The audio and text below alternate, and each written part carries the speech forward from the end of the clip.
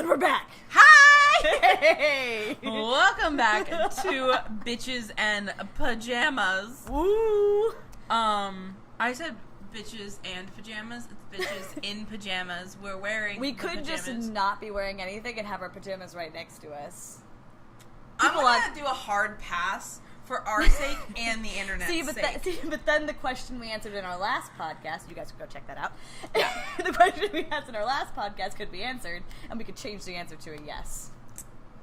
I'm gonna do a hard pass. We could also put this on Pornhub. Yes! Make that extra coin. Or at least Vimeo. Vimeo allows nudity. We could just, even though we're not naked, put it on Pornhub.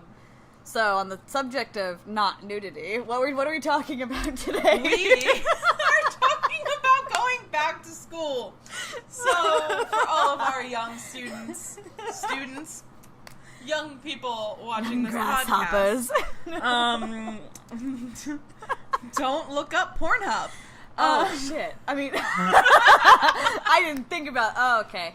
Yes. Don't. No, but anyway, I know what this is. So, back to school season is a thing, and it is very quickly approaching, as it is the end of August-ish when we're filming this. Yep. So... Y'all are probably back in school right now. Probably. When you're listening to this. So sorry. Yeah, I feel for you, but I'm also like, oh, yes. Yeah. What, so I guess to start off, let's talk about, like, what going back to school was for us. Granted, we're both 24, so, like, we don't go back to school anymore. Thank God.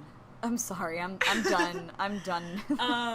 But I know for me, I loved going back to school, to be honest. Yeah, no, like, going back for the first day, like, I was always really excited about it. I remember that. It was the week after when I was like, okay, I'm done. Yeah. You know? No, that, School's yeah. done. I'm done for the year. Yeah. So, I guess, do you want to start talking about, like, how you prepared to go back to school? It's hard, like, it different, like, middle school, high school, and college were all very different. I think college going back to school was a bigger deal. Yeah, I almost feel like... I figure we can do, like, a whole podcast one day on college. Yeah, but... college will be its own, so we're gonna, like, skip out on college right now, just so you know.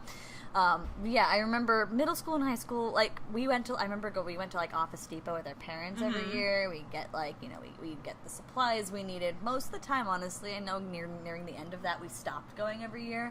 We also used to go back to school outfit shopping up until at least a certain point in my life. I can't remember when the last time was, 15 or 16 probably. Yeah. We would always get a new back-to-school outfit. I remember them. They were very, like, limited to. If you know what that means. That was a trigger in my brain. I knew exactly what that was. They were very limited to. At some point, we could talk about our old-fashioned choices. Oh, my God, I feel like that can be a podcast Let us to know itself. if you want to know about that stuff. Yeah, and that'll be a whole thing unto itself. Yeah. Because, like, thinking about limited to made me think about all the very poor fashion choices I've made throughout the years. Oh, yeah. But I do remember, our back-to-school outfit, my mom would basically help style me in a way, and that worked out pretty well. It was when I styled myself that things got out of hand. Kids, don't style yourself. Well, no, do style yourself, but... Yeah. Realize you're probably going to look back on it. Maybe. I don't know. With the internet nowadays, it's a lot easier to That is true. I feel like We didn't have the internet. You know, I feel like most kids nowadays actually know how to dress themselves in a way. Working with kids, like, they're so much more fashion forward than I've ever been in my life. I went to a school dance dressed in, like, I looked like I was going to church. Oh, Lord. It was my 6th grade dance. My hair was doing, like, the straight curl thing. My mom helped put my makeup on, and I went to the school dance by myself. Like, the school, like they had a dance, like, every quarter, I think. Yeah. And that's how I dressed. Anyway, sorry. Yeah, that was school. School is triggering. Yeah, it is. But that's that's really how I prepared. And then I went, and I was, like, all organized and neat. My binder looked pretty. Yeah. And it only looked pretty for that first day. It never looked pretty ever again. I was the mess. Well, okay. So whenever I would go back to school, I love back-to-school shopping. As a 24-year-old, I still back-to-school shop because it is my favorite. Back-to-school shop for her apartment. I did. And herself. I love back-to-school shopping. I love buying new things. My mom hated it because she would have to spend a fortune. She would have to pay for it. But I always loved getting new folders, binders. The way I always did it is each subject had a different color. So I would have like a red binder. Actually, yeah, no, you're right. Folder, notebook. Like everything would be like red for like social studies. Everything was green for science. You just like color coding things. I do. I was kind of born as a stage manager. Mm-hmm. So basically all of my stuff was color coordinated. And I would get my backpack ready. And I would always get, I think I normally got like one outfit. And I remember the first day of school, I would always wake up at like 6 a.m. because I had to get up. I had to do my makeup and my hair and like put my outfit on. Like I had to look the nines for the first day of school. The second day I normally wore like sweatpants or something because I like gave up. Because like every year it was like, I'm going to be a girl all year. And then like, it never lasted. No. Nope. It ended up me going to school in my pajamas a lot. Especially like by like end of high school. Yep. Yeah, like lived in pajamas. But yeah, I mean, back to school was I actually never wore sweatpants. I never wore sweatpants to school. Oh. It was mostly like jeans and a t-shirt. The same jeans and a t-shirt for a week. Wow. No, I did do that in middle school, actually. I was like the stereotypical college kid, but like in high school, and just no one cared. I just realized I was like, I don't think my mom would have let me leave in sweatpants. My parents She barely let me leave in the same t-shirt and jeans. Yeah. I mean, I couldn't wear the same outfit twice in a row. Oh, I definitely did that.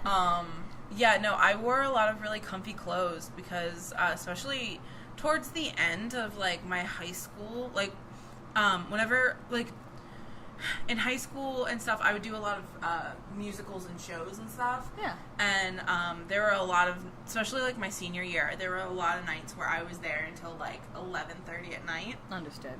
Like I would be leaving with the janitors. So I pretty much knew when I was getting up at like 6:37 in the morning that like I was gonna go to school and then have to get up or like literally go there and be there and then I come straight home and sleep. Mm-hmm. So like I dressed for sleep and like I would take naps wherever I could. Yeah, no, yeah, that was definitely a thing. In fact, in our yearbook, in the yearbook that I have, they had that I actually got. I only got one. That was for my senior year. They have a page of people sleeping. It was like the senioritis thing, and just shows pictures of people caught, people sleeping, and I'm in it. That's so funny. I'm in it, sleeping on the floor. That's so on funny. Main Street. All right, so now that we've talked about how we kind of prepared, let's go into a not so good subject and talk about bullying for a little bit. Let me tell you a little story. I'm here for it. See, so this is the funny side of bullying. Not that bullying is not funny. No. But this is a funny story on the subject of it. Mm-hmm. So I probably would have actually been truly bullied if I had any self-awareness whatsoever. I did not. So let's start there. So how this story starts is I was very much into an anime called Naruto in middle school. I've told you this before. I wore a Naruto headband around my neck for an entire year. Mm-hmm. Eventually lost it, and that was the reason why I stopped wearing it, or else I probably would have worn it for another year. Yeah. Anyway, so I used to wear it all the time to school. Mm-hmm. I gave zero shits about it. I thought I was the coolest person ever. I looked up to one of my friends who basically dressed very much like a character, and I was like, I want to be her, and that's why I wore the headband.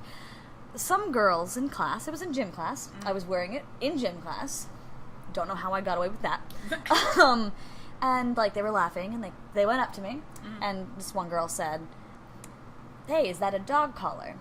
And it took me several years later to tell this story for me to realize that what they were attempting to do was make fun of me, because they were laughing and they were trying to like be funny, like, oh, it's a dog collar.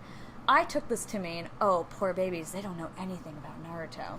So I followed them around for the gym period and explained to them the story behind the headband. They wanted nothing to do with it and walked away. And I remember I told this story like 6 years later to my friends. It was just like, I remember this one time they asked and they were actually really interested. Like, and they were just laughing. I was like, what? And they were like, they were trying to make fun of you. And I was like... Oops. I was like, I did not get the message. And there were Yeah. other smaller instances where I also didn't get the message until later when Yeah. it was explained to me what was going on. I guess I was very lucky in that regard, but no one ever really attempted to do anything. See, that. they gave up. Lucky for you. Like I said, fun. That's the fun. Yeah. The fun side of it. I have a not so fun side of it. I honestly, when it comes to bullying, I had it very easy compared to some people who get bullied. But like when I've always been a big girl.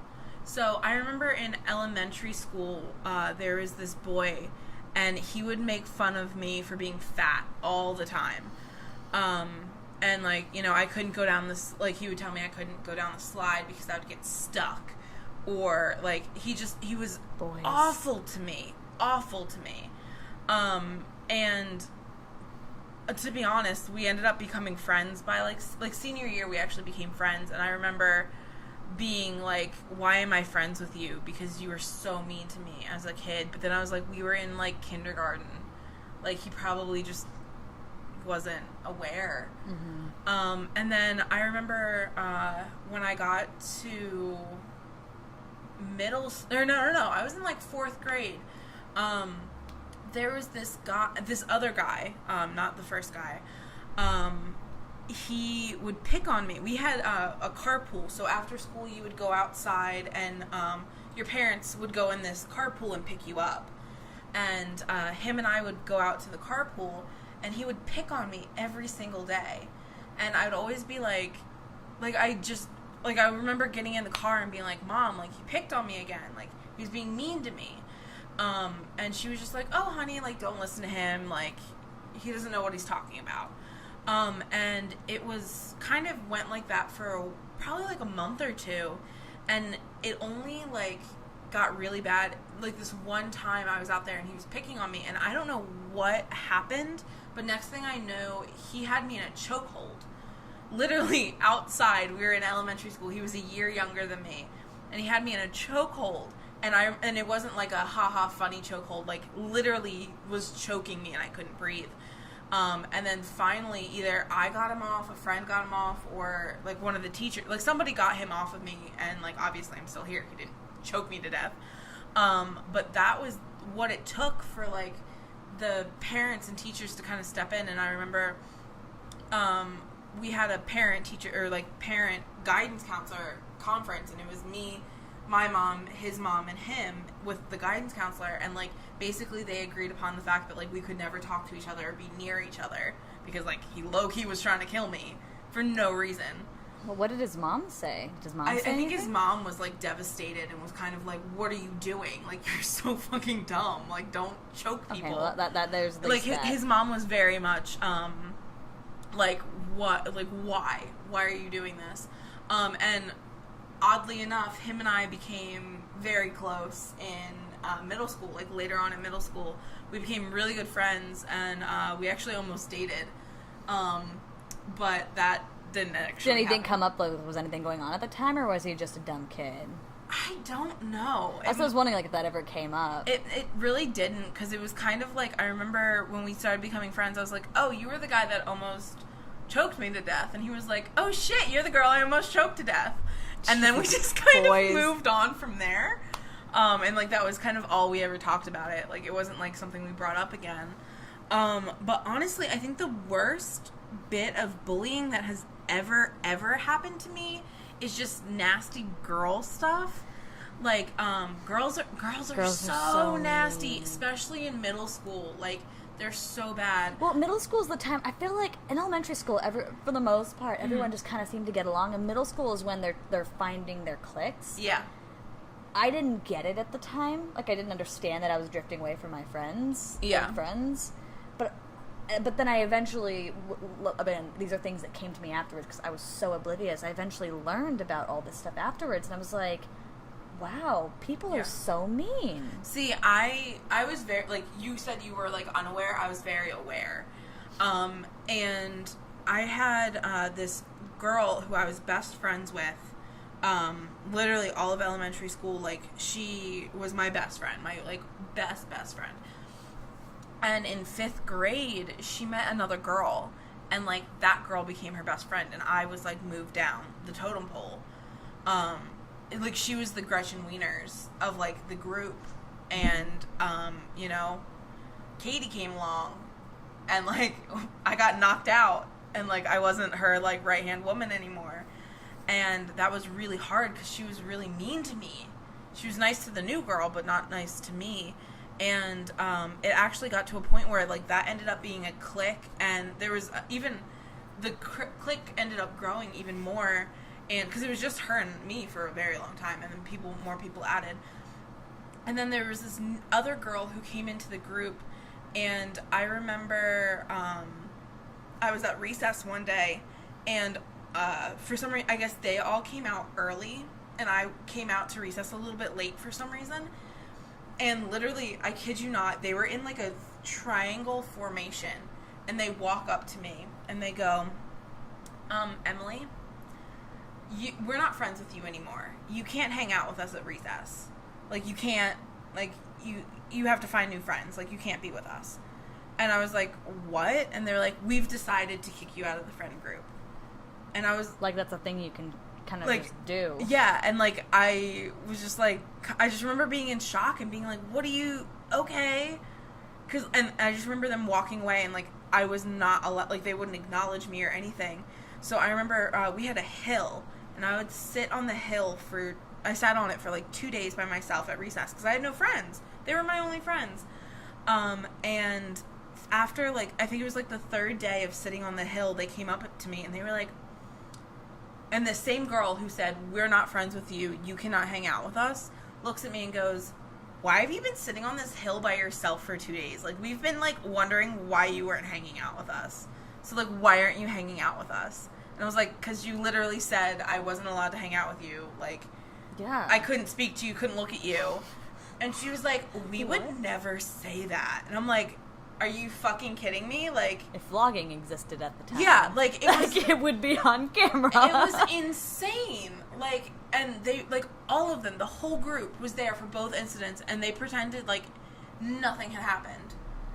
That's really the worst part. When the other party lies, and you're sitting there and you can't defend yourself because there's no proof. Yeah. Besides what you heard. Yeah.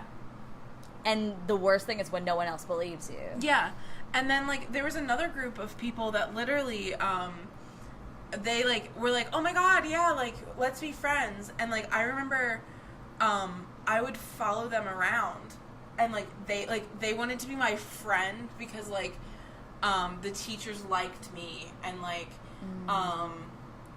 I could, like, if, like, we went out to the park and, like, the stand was open, like, I would share my candy or, like, something like that. So, like, basically they wanted my friend to be my friend to, like, use me and stuff like that. But I remember, like, walking around the playground and then, like, I'd be, like, the main kind of girl, like, the Regina of that group, like, I remember being, like, trying to talk to her and she just wouldn't acknowledge me all of recess. And I'm like, what the hell? And it wasn't until high school where I ended up getting, like, my actual group of friends. And honestly, low-key didn't even try, but I became the Regina of my group. Like, I mean, I like to think of myself as, like, a nice Regina. Like, Regina can obviously... But, like, the leader. But, yeah, like, I very much was the alpha in my high school group. And I didn't even mean to be. Like, it's just kind of what happened. And honestly, like, that's... Maybe that's what happened. Maybe they were threatened by you. Maybe. Because I do have a very alpha personality. Like, I'm a very alpha person. I don't know what you were like in school, but I mean, if you were anything like you are now, like, maybe they felt threatened. Which maybe. In some way is a compliment, but it also sucks when they have power. Yeah, no, I mean, and, like, even like, looking back on it, it's like, oh, it's a compliment, but it's not. It's not at all. No, it wasn't a compliment, like, at the time, because, like, it was awful. Yeah, it sucks. Like, you treated you like shit. Yeah. And, like, no one deserves that. And, like, I know... Nowadays, the bullying is so much worse because of, like, social media. Oh my god, the and cyberbullying. I'm so grateful that we did not grow up in, like, this time. Because working with middle school kids, like, they tell me they tell me a lot of the dirt and, like, the stuff that goes on, and it is horrendous, and my heart bleeds all the time for them. I like to think I knew someone who in middle school was a couple years younger than me. Yeah. But in middle school, he had two best friends going into middle school, and they were attached to the hip. They did everything together. They were in baseball together. They were in football together. They, played every sport imaginable. Just a little really happy guy.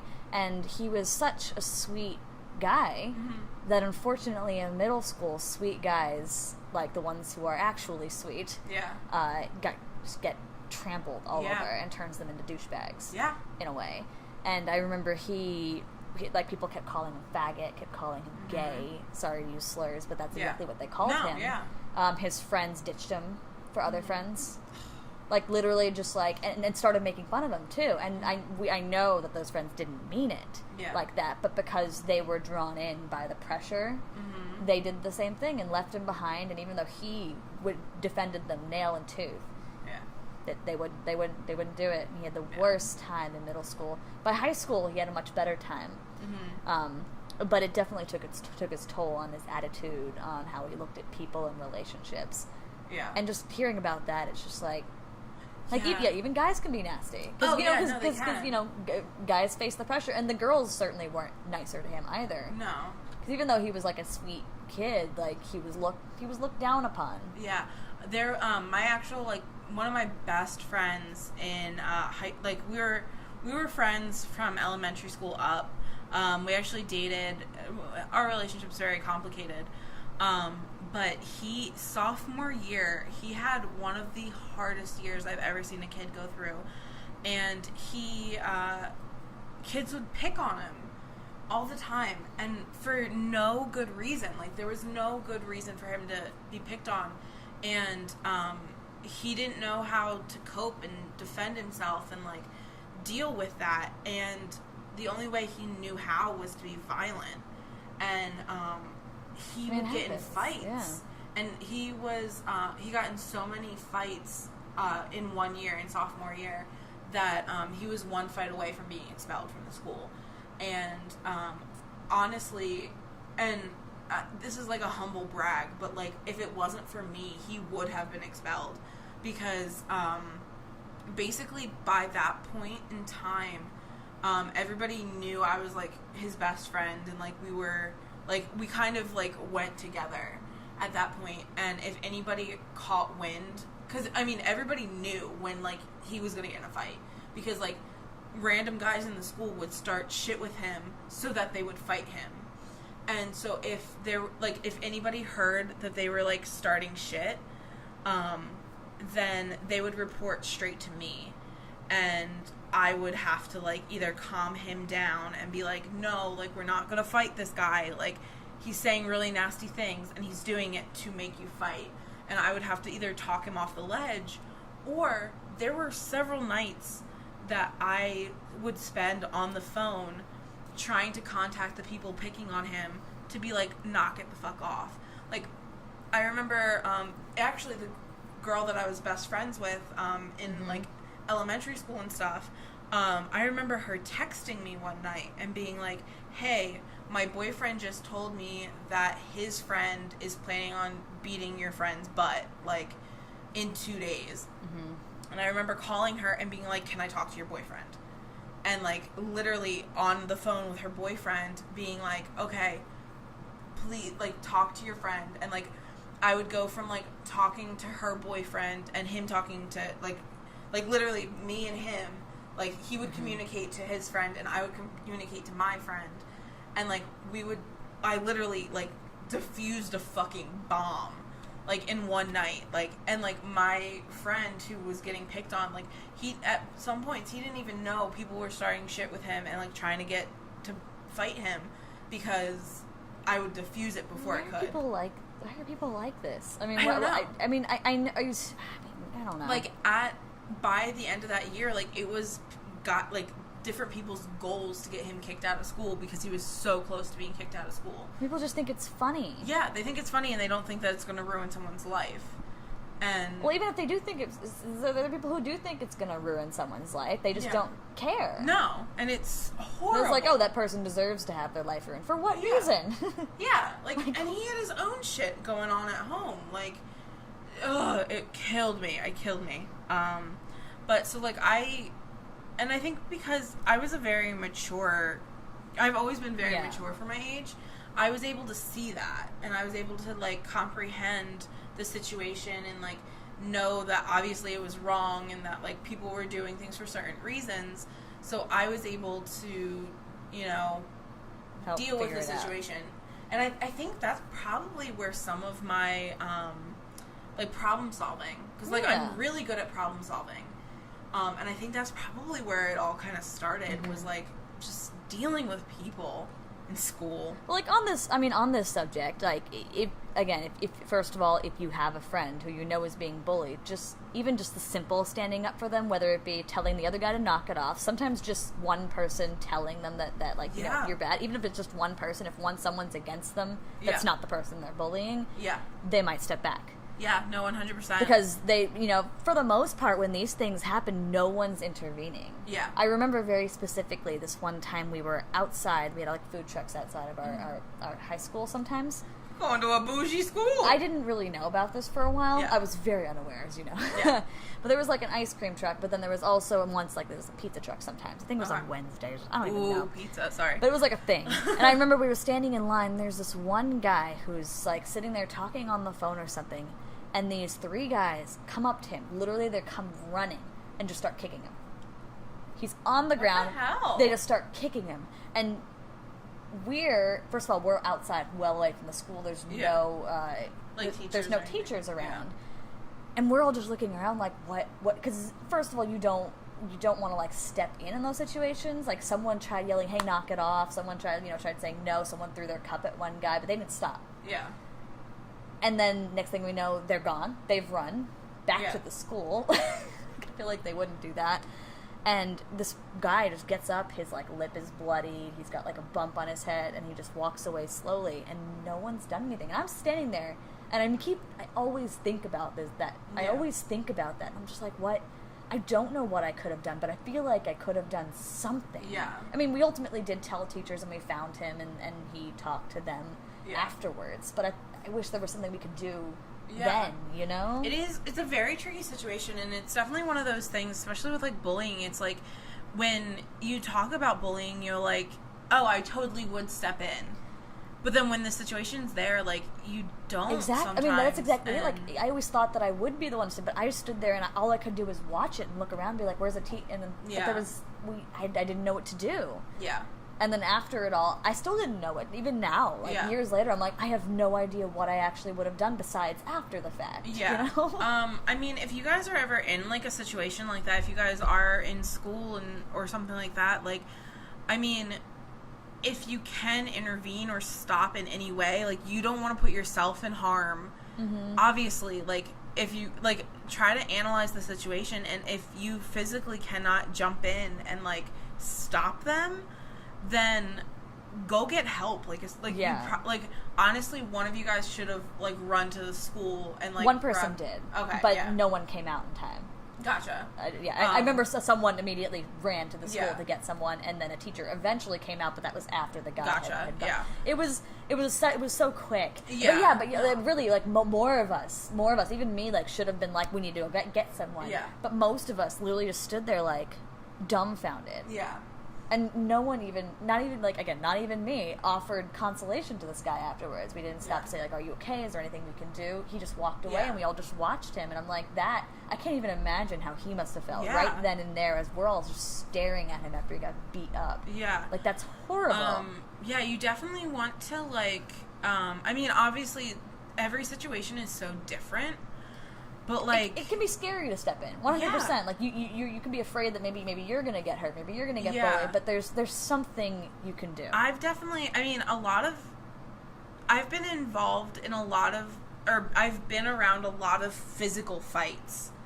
I have not. I've never fought anyone physically, but I've been there to stop them, and because I do have weight and I have strength, and I know I am physically able and capable, I normally will go, like, it also depends on the situation. Like, if I know the people, or, like, you know, I feel physically, like, I know I can overpower someone who's in the fight. Yeah, so certainly don't step in, literally step in if you're, like, you know, this tiny little thing versus, like, this gigantic guy. I definitely, like, analyze the situation, but, like... Or get a group behind you. I think even that's, like, better. If you can get a whole group to speak up against it, then that'll be even more powerful. But, like, I've been in situations where I've literally, like, I mean, from being in college and, like, doing stuff like that, and a lot, like, I remember, like, skinny little bitches, like, freaking out, and, like, literally I would just wrap my arm around their waist and just drag them off, and I'm like, and we're done. Like, but I mean, if you can step in anyway, or even just, like, if for some reason you can't step in, or you're too scared or whatever, and even if it's not in that moment, find someone that can, or, like, honestly, I feel like one of the best things that you can do is, like, just be like, hey, like, you good? Like, make them think that you care. Yeah, exactly. Like, if I could go back and change that moment, I don't think I would have stepped in still, because again, it's 3 guys physically beating someone up for seemingly no reason. At the very least, I would have gone up and asked him if he needed anything, if I could have done anything for him. Like, if I could have done anything, that is what I wish I could go back and do. And I think even that would have made all the difference. Because one of the things, like, I literally, one of my friends was kind of being attacked online the other day, and I literally texted her, and I was just like, boo, like, you good? Like, and I told her, I was like, look, I'm here if you want to talk about it, or if you have anything like that. Like, I know her, and I know she has, like, 1,000 outlets that she can go to. So I don't expect her to go to me to talk about it, but, like, I at least wanted to offer it and be like, if you need me, like, for any reason, please reach out and let me know, because... I mean, that's the worst thing about bullying, is that it tends to be people, like, that all their support's cut off, or they feel like all their support's cut off, because no one wants to help them, no one really, really wants to help them. So, and it's such a, like, lonely thing, like, lonely event, and, like, to make people not feel alone, I think is so important. Exactly. And in school, it's so easy to feel alone. Oh, yeah. Especially at, like, those even ages. When you have friends. Like, it's still so easy to feel alone. Yeah, no, 100%. But, yeah. So, what were you like in let's talk, I guess I'll talk. You already heard a little about middle school. You guys already know I was very oblivious to a lot of things. Like, for example, I didn't know people did weed in high school until senior year. Oh, yeah. Especially in the drama department, which I was in. I just didn't know that that's what they were doing. I didn't know. I had zero clue until someone, like, literally to tell me. It's like, yeah, this is where they hide it.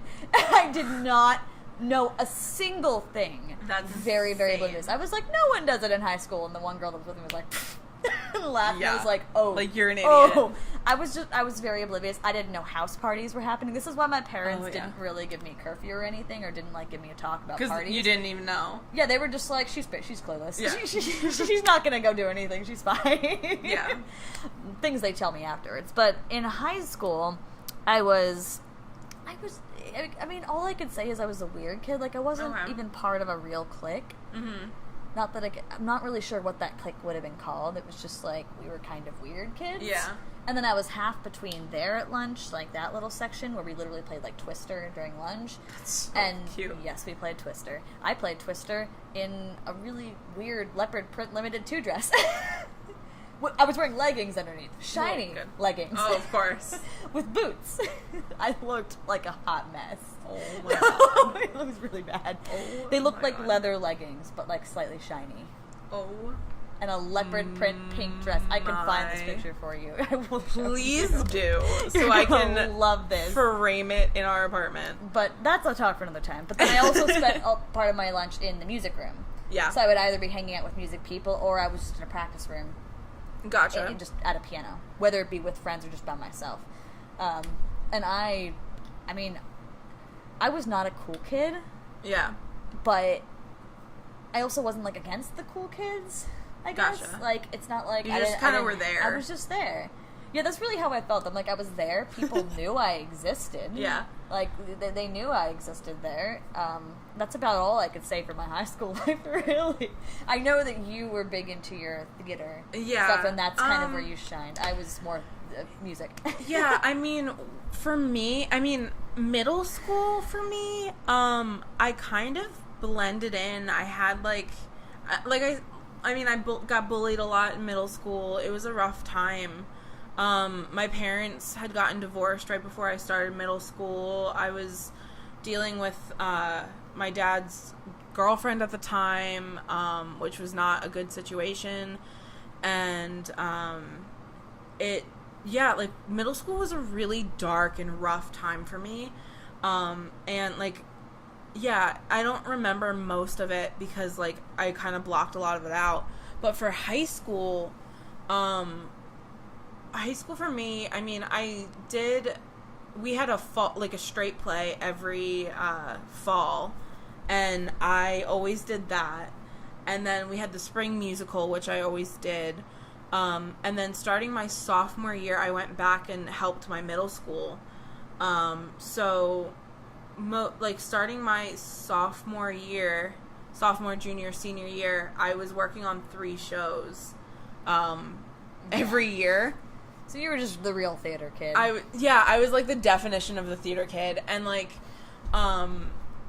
so I spent all my time in the auditorium, and by senior year, I actually was basically the queen of the auditorium. Yeah. No one did anything in the auditorium unless they went through me. Our director, the person who put on the plays and stuff, they normally would go to him, but by the time I was a senior, they would be like, "Hey, Emily, we're doing our talent show, or we're doing this, is the auditorium available?" Which is not my job. It's the office's job. You have to put in paperwork. But they would be like, "All right, Emily, get our crew together, make sure," and I would have to go, not only would I have, musical rehearsals to go to, I would have to go to rehearsals for them to make sure they had the lighting and their sound, and, I was in charge of all that, basically, I was the, house manager of our theater in the school, the auditorium, and, if we had, what are they called, assemblies and stuff, They wouldn't go to you for that? I would work That's assemblies. So funny. I worked assemblies. I worked talent shows, That's so film funny. festivals. They should have paid you for that. Honestly, they should have. It's sad when you graduate and the principal looks at you and goes, "I don't know what we're gonna do next year," because they didn't know how to run the auditorium. Only I did at that point. Boy. So yeah, I did a lot of that, and as for my position in the school. When I was in high school, I just thought I was, I wasn't popular. I wasn't popular, and I wasn't a loser, so I was kind of somewhere in the middle. And, me too. Yeah, exactly. My clique wasn't, this, we weren't, we were kind of, how you, we weren't the weird kids, but, we were just kind of we were kind. I know our group was we were kind of the weird kids. Okay. But then kind of not. Yeah. I think there were weirder cliques. Yeah. Cliques, if you could call. It was kind of funny because a lot of our school, it was cliquey. There was certainly there were the people you looked at and you're like, yeah, those are the popular people. Yeah. But there was a lot of random mingling. For example, drama kids often end up being in popular groups. There was also the academic popular and the popular, which is kind of weird to look at because in our school, since we had the IB program, there was I remember because homecoming for some reason was always IB kid popular. Okay. That's who won homecoming king and queen. It was this guy named Kari who managed every single play. Uh-huh. Pretty much. Wow. He couldn't sing worth a shit, but he was really good. Sorry, Kari, but he couldn't sing, but he was really good. He made one acts and he always ran. He directed them and he was a great guy, sweet guy. He's the one that gave me the man role in the last musical. Thanks, Kari. Love you. And then this other girl named what was her name? Priska. Yeah. Okay. Who was just kind of one of the girls who always, you actually would have, she was very much like you. Okay. She had her shit together. no, I mean, what I mean by that is, like, she was, like, the person that she ran everything. Like, we had a 5-year reunion, apparently, recently, that I decided I didn't go to. Sorry, guys. For IB. And she ran all that. She was like, we're going to be in D.C. at this time, and I booked this place, like, event planning extraordinaire. Yeah. And she won Homecoming Queen that year. Okay. But then, like, prom was, like, the typical popular. Although, the person who won prom, I'm going to be honest, the person who won prom queen, I didn't even know who she was. I looked at him and was like, I think I've seen you somewhere. See, that wasn't an option in my school. I graduated with a class of 182. I swear, I don't know where this... Speaking of popular, I have to say, and I love telling the story because this kind of is one of those, like, break down the walls kind of thing. Yeah. There was this one girl I remember came in 8th grade. She moved from, like, Georgia or something. And she had a very southern vibe to her. She was she looked very much like a southern belle. Yeah. The blonde hair was always curled, she wore her makeup, like, she was also very perky. Like, she just had that vibe. Yeah. And she came in and immediately got in with some of the popular crew in 8th grade. 8th grade was a really weird time, and that's when you kind of saw, like, the actual popular people. Yeah. And when, at the time, that was the only time I really thought, like, they're mean. Gotcha. But I do remember, and part of the reason was I remember overhearing in a hallway as they're talking, people talking down on her. I'm not going to say her name, just obviously for the sake of anonymity. Yeah. But I remember people talking down on her, and these were her friends, you know? Yeah. And it just, like, you know, kind of got around that people didn't actually like her that much. And I remember me feeling like, too, like, I just, on principle, didn't really like her. Yeah. She was very much, like, I don't know how to put it. It was very energetic and almost seemed fake to me. Gotcha. So that was the vibe I got. But I heard people talking about it, and I felt really bad about that. I remember that being the first, like, she ended up being in a lot of the same, she went into IB too. She got in a lot of the same classes, still with the same friends, mostly. She was the kind of person that would turn in her homework early. And would always raise her hand and, like, kind of gave off a vibe of a know-it-all. Gotcha. Like, Hermione. Like, it Gotcha. kind of came off like that. But, like, on the popular side, in my mind. And I remember, and I never really liked her that much. She was also in my music, in all the choirs and stuff, Gotcha. and she kind of was very loud, and I was like, Jesus, like, in my head. But I remember, we were both doing RM Idol, which was our version of, like, American Idol. Okay. We both got in, and I heard she was doing a song called Run by Leona Lewis. And I hadn't heard it before. I went and listened to it, and I remember listening to it being like, oh, this is a really pretty song. Like, I really liked it and listened to it that night. And then the next day, we were, like, passing things backward. And I was like, hey, by the way, like, I checked out your song choice. It's, like, it's really pretty, and I'm really excited to hear you sing it. And her eyes just, like, lit up. And she was so excited. She went and told, she just, like, I love the song. It means so much to me. And, like, she talked about, like, what it meant and, like, all this other stuff. And that was the moment when I realized, I'm like, she's just, you know, she's just doing her best. Like, the rest of us. Like, she's not... She's a try hard, but, like, in a good way. Like, you know, try hard's not a bad thing. No, yeah. And that was, like, again, that was kind of when it hit me. I'm like, she's not a mean person. She's not a diva. She's just, you know, people assumed she was just based on her personality, but that's not who she was. She was just always trying her best. And people made fun of her for it. That's and so I crappy, felt so bad in that moment. Yeah. But, you know, just again, putting that out there, that was just one of those things that were just like, you really can't just judge a person without talking to them. Yeah, no, absolutely. And I mean, for me, like, in high school, though, like I said, I thought I just kind of blended. Like, I just thought I was, like, a blended kid, just kind of, like, running through the motions. As an adult, I realized that my perception of how I was in high school is totally wrong. Apparently, because I had my own group of friends, but I knew at least one person in every other clique that I was, like, cool with. Yeah. And, like, so I never thought of myself as popular or, like, anything like that. But come to find out, like, I guess I kind of was popular. Like, everybody knew who I was. Like, I actually found this out my senior year. We were, you vote for Homecoming King and Queen, and, like, you put names in who you want to see on court. And, so, like, the students pick court, and then they pick from court. Exactly. And, I remember we were at gym, and we were talking about, like, who we put on court.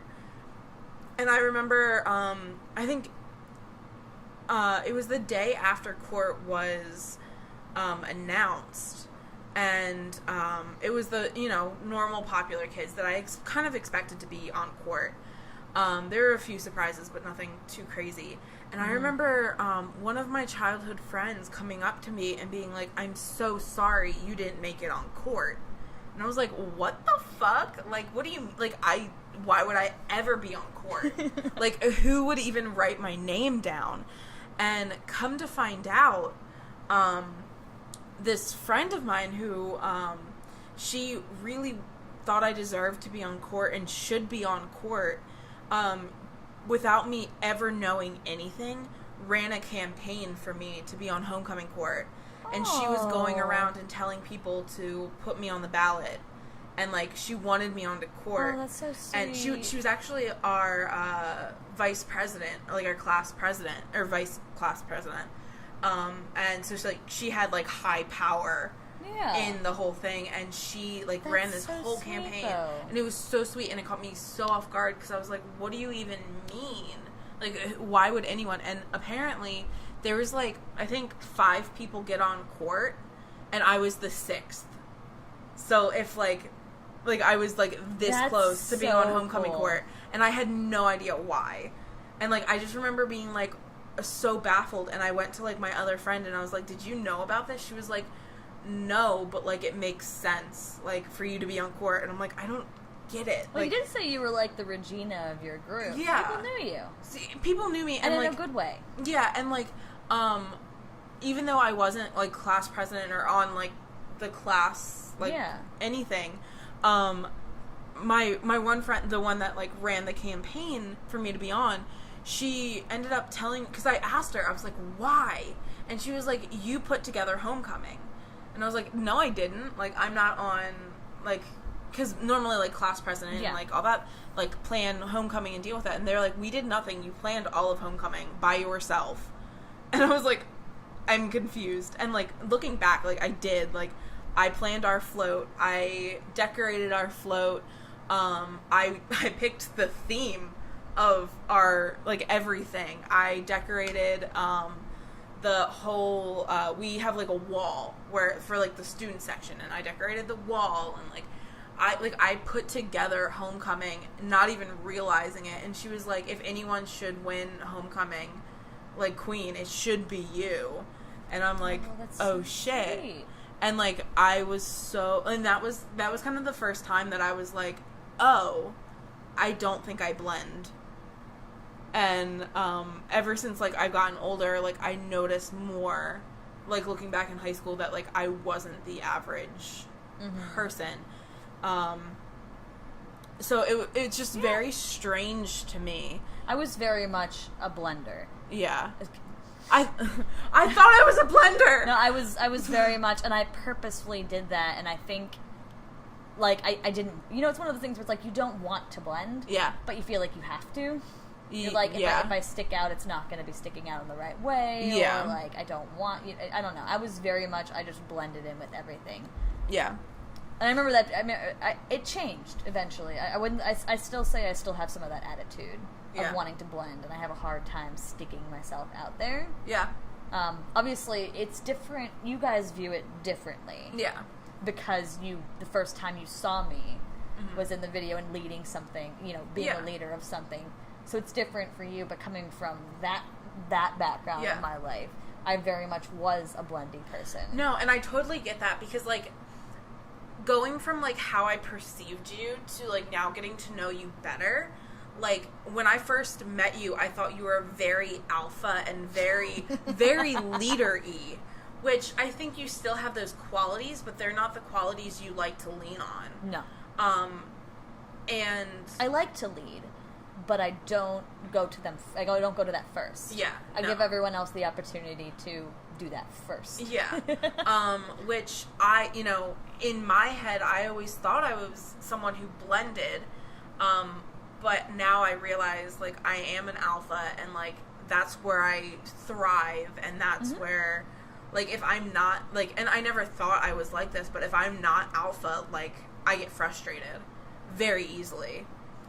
So, it's very interesting to kind of see, because, like I said, like, I saw you as a leader, and, like, I saw you as alpha, and then now, like, realizing it, I'm like, you're not an alpha, and that's cool. Not everyone can be an alpha. Not everyone should be an alpha, because then we all die. Nope. I mean, I grew up with an alpha mom. Makes sense. So, I'm on the other side of yeah. that. And, I mean, I grew up very much not like, when I was younger, I very much wasn't an alpha, and it took, different events in my life, for me to be like, I need to be an alpha.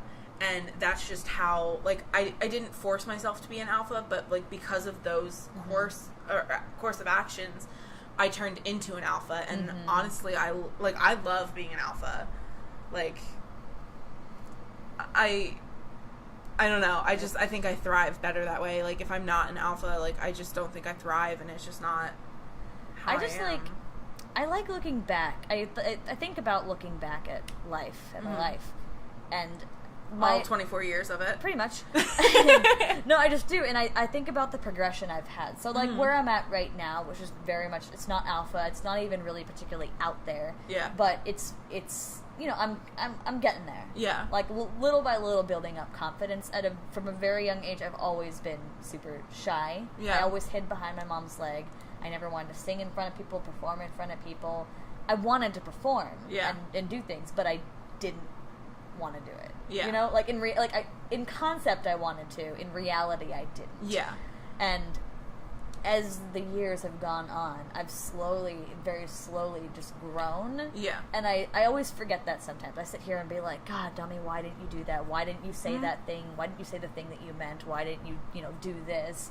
And then I look back and I'm like, oh, but remember me 5-10 years ago? Yeah. Like, you would never even thought about doing this. Yeah, Not in I was a million years. so shy when I was younger. And, like, people could, like, when people meet me, they always tell me how confident and, like, secure I seem, and honestly I'm not at all. Like, I have zero confidence, like, but it's just how I'm perceived. And it's very interesting, because, like, if you were to meet me when I was a lot younger, like, I was a whole different person, and it's taken these years for me to be able to stand up and be like, no, like, this is who I want to be, and this is who I am now. And I have a voice, which I think is really cool. Yeah. So. It's funny how much changes since school. Yeah. No, like, it really does. is funny how much actually changes. Like, I mean, I don't know, I graduated high school 6 years ago. So much has changed about me. Not necessarily just life. I mean, yeah, life too. Well, yeah. But just in general, like, so much has changed. But, like, when I graduated high school, what did I even want? I didn't even know what I wanted. I think I wanted to write, maybe. That's why I went to journalism school. I don't even know what I wanted. I didn't even think film was an option. No, not at all. I was like, oh, there's no way I'm going into film. And then at some point, YouTube came along, and at some point something switched in my head, and I was like, yeah, film. But that wasn't at all what I was thinking in high school. No. I actually went to college. I started my college career to be I wanted to be a guidance counselor. Yeah, that's right. That's all I wanted to do, was be a guidance counselor. And to become a guidance counselor, I can see how that came about now, hearing some of this. Being a guidance counselor, I wanted, or to do that, you have to go through either the psychology route or the education route, because it's a master's program. And I knew psychology was not going to be for me because there's a lot of big words, and I'm dyslexic. So, yeah, so I was like, I'm going to be a teacher. But I was like, what am I going to teach? I can't read. I don't know how to spell. So, like, science and English are out. So I went to math. I was thinking math, but then I was like, I can't do, calculus, scared me and stuff like that. So I decided to be a secondary ed history teacher and then get my master's to be a guidance counselor, because I knew I wasn't going to be a teacher. I wanted to be a guidance counselor. Yeah. But that lasted half a semester until my teacher was like, you need to be in theater. And I was like, will I make money? And he said yes. And I said, okay. And I was like, I'll think about it. Will I make money? Well, I was, because in my head, I know what you mean. In my head, I was like, you can't make money doing, you always hear about, starving actors and stuff like that. Yep. So, I was like, can I support myself doing theater? And he said, yes, you can. And I was like, okay, well, I'll think about it. And he said, no, we're not thinking about it. And he literally, right then and there. That's right. That's right. Yeah, right then and there, he forced me to go to the advisor of, like, the theatrical arts and stuff, and sign the paperwork, and then go to my other advisor who was for education and tell him I was switching majors. And I remember, like, being like, you can't force me to do this, but, like, I'm also too shy to tell you I'm unsure about this. And honestly, it was the best decision that I think I've ever made. Yeah, I was gonna say, like, not that I made the decision, but, like... I mean, it happened, though. It happened. And it happened for a reason. And, like, I remember calling my middle school director, my high school director that day, and being like, guess what? I'm now a theater major. And I didn't tell my dad for a month. It must have been a little nerve-wracking for that. Yeah, because I didn't even have time to think about switching majors. Like, I just did it. And then I was like, oh my God. Like, I didn't talk to him at all. Yeah. And now look where you are. And you're in LA. I'm in LA. Dreams. Oh God, that's awful. No, just kidding. It's actually the best. But, like, yeah, so it was, yeah, school's weird, man. School's definitely a weird time. It really is.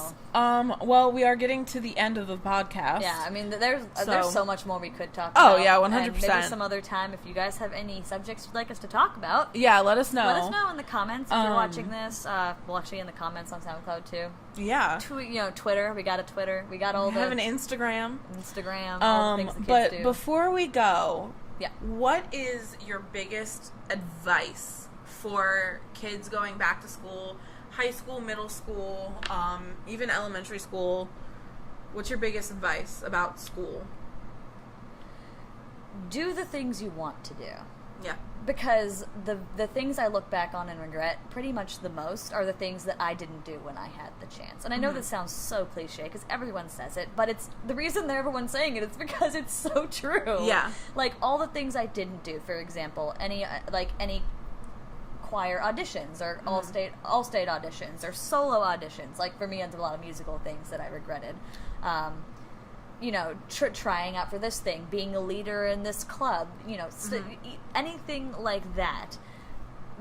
Just in general, like, if you want to do it, even if it scares you a little bit, you just do it. Yeah. Do the thing, because once you do the thing, it's almost like it always works out somehow. It always works out somehow. Yeah. And if it doesn't, then you learn something really valuable from it. Yeah. And that's what I've learned since getting into college, really. Like, when I've started making more mistakes and doing more things. Yeah. Was when I really started, like, coming into my own. So really, just do the thing. Yeah. Do the thing. I have two, like, advice nuggets. One is very much like yours, and that is to be involved. It's so important. Like, yeah, maybe you want to go home after school, and, like, live in your room and stuff, but join clubs. Make your own club if you want to. Yeah. Just do something and be involved in school, because one, it's good for, like, resumes and stuff if you're trying to go to college, but it's also that's where you find people who are like you. And you also, like, you can find out things that you like to do. Like, join theater for a year. See if you like theater. If you don't do it next year. Go join the baseball team. I don't know. Like, debate club. We made... Oh my... Can I just mention real quick while we're ending this? We didn't last very long, but have you ever heard of the game called Banana Assassin? Did you ever play that? No. It was basically this thing where, like, everyone put their name into a pot, and everyone picked a name, and they, went in a circle usually. Yeah. And you had to kill the person by tapping them with the banana. Okay. And then if they were killed, they would give you their target, and you had to kill until the last person standing. It was that sort of thing. It usually lasted a week. We did it in math class once, and my senior year decided with a friend we were going to start the Banana Assassin Club. That's so I met funny. so many friends this way, and do you know how many people we had on our first date? We had, like, 50 people. That's insane. Join us on our first date, because everyone was so excited. And you meet so many friends that way. Yeah. Just saying. Like, you can do whatever you want. My junior year, I literally started a knitting club. Like, kid you not, we knit hats for cancer patients. It was awesome. It was, like, one of the best things in the world. But yeah, just get involved. Like, do that. And also, like, don't take it so seriously, and don't take your friends seriously. Like, yes, they're your best friends in school, but from people I talk to older than me, like my parents' age, to even people more even like my age. Yeah, like, yes, they're your best friends in school, but they're not always. There's a good chance that you're going to lose touch.